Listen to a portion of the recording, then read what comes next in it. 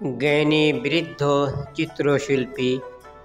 অনেক আগে চীনে লিওং নামে এক বৃদ্ধ চিত্রশিল্পী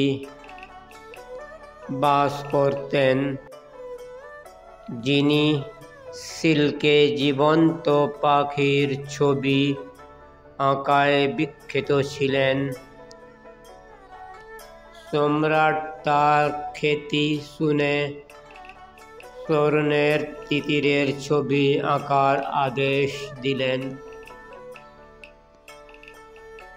লিওং রাজি হলেন, কিন্তু 1 বছরের সময় চাইলেন। 1 বছর পর সম্রাট লিওংয়ের কাছে এলেন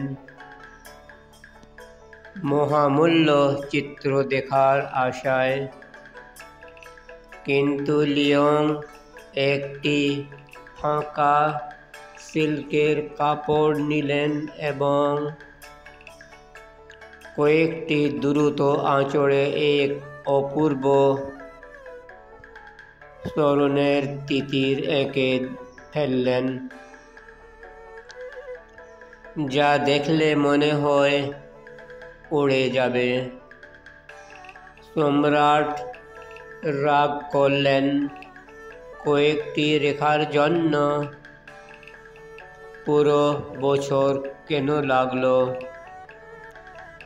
লিওং একটি ঘর খুলে দেখালেন, যেখানে হাজার হাজার অনুশীলনের চিত্র ছিল।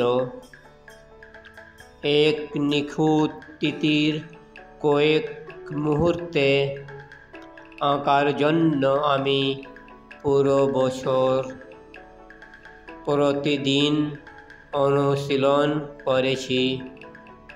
সম্রাট সব বুঝলেন এবং তাকে বড় পুরস্কার দিলেন।